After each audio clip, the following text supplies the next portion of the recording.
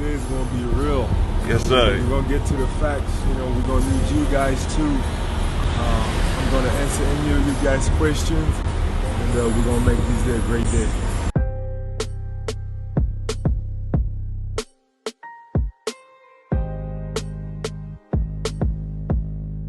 One, I think if you don't think that was wrong and you're a police officer, again, my personal opinion, absolutely, I don't think you should be a police officer. Well, what if you watch anybody die like that, or really in any way, and you don't care? You've lost your sense of humanity. I have to take you back like a week ago. On that day, last Saturday, I woke up and after being heavily involved with everything that was going on in DC, from afar, from being in San Antonio, Texas, I woke up like I felt like I needed to be in the streets, and I had some stuff that, you know, needed to be said, and I wanted to be with my people. So I decided to leave. You know, I didn't know exactly how long I was going to be gone for, but to take you back, I woke up, I kissed my wife and my kids, told them what I wanted to do. Obviously, they understood, even though they were a little worried. And then I got on the road. And drove. It's a 4-hour drive, so nothing crazy.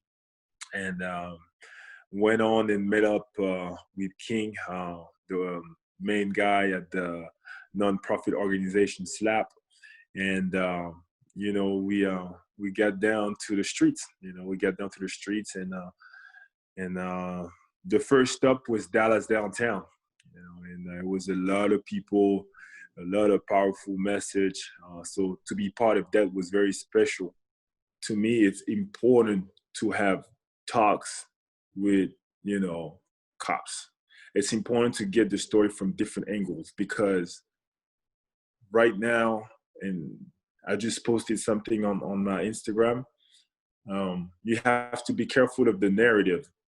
You know, whenever you watch the information, or whenever you watch the news, or you listen to radio, whatever the case, you have to be very careful of the narrative and the one-sided information you get. You know, so it's important to get both sides. It's important to get different angles, because, you know, the fight is not always what it looks like. We have the power because we are the people. So as a law enforcement officer, if we say we want to do the right thing, then that means sometimes we're going to have to be uncomfortable in our own skin. The best way for us as police officers, the good police officers, to get those guys out of uniform that are not wearing the badge for the right way, is make them feel uncomfortable. This is something that's been going on for a long time, you know, and the fight that we have and the fight that I have, it's not so much about, you know, white people or against the cops. This is not my fight. My fight is against the mindset. Whoever has that oppressing mindset, you know, that's the fight that we've been fighting for many, many years. Rather, it's the white mindset of the oppressor, or any other color, any other races, you know, that's the mindset. Why am I so angry? Why am I so angry? I am angry because I have to work 2 times harder and still get called smarter. I am angry because my bones have built this nation, and I am still forced to suffer your damnation. You have to have tough conversation right now in the house, especially if you're Black. You know, there is conversation that my 4-year-old shouldn't have at 4 years old, that we having, because it is the reality of what we live in right now, the world we live in right now. And, you know, they are very curious. And the way we raise our kid is, number one, they have to know their history. They have to know where they come from. And we're kind of brutally honest with some of those subjects. You know, we tell it how it is. You know, we tell it like it was. And, you know, some questions we answer right away. Some we have to think about it, you know, because they are 8, 4, and 2 years old. The baby, obviously, she's not really aware of what's going on, but the 4 years old and the 8 years old, they pretty much know exactly what's going on. And, you know, when I see my daughter she has a little TikTok account that's only for family. And she changed her profile to George Floyd, I can't breathe, picture.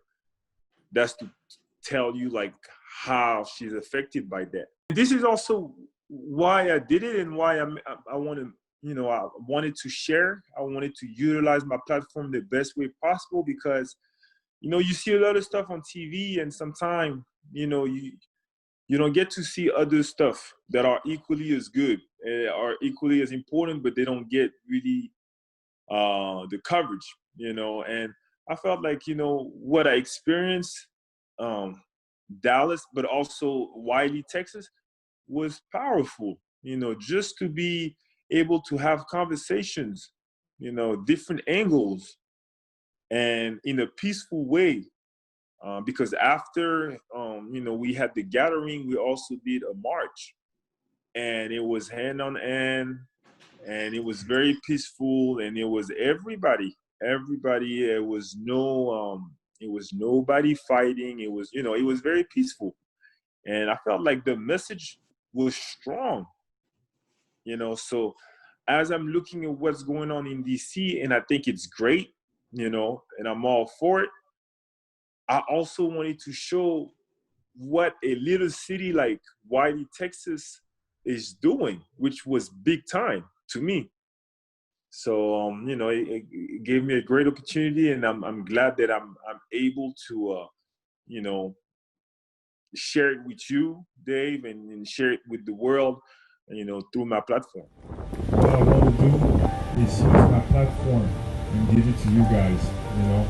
I want to be with you. I want to take pictures, and I want to show the world what Wiley, Texas is doing now. Because what you guys are doing is just as important as what's going on in DC. I'm currently playing with the Wizards, so I'm very heavily involved with what's going on in DC. But what you guys are doing here is just as important. So I'm here for that. I'm here for you guys, but I'm also here to make sure that we held ourselves accountable for change. Black Lives Matter. This is right is right and wrong is wrong. There's not too much to be said. Do what's right and be the change.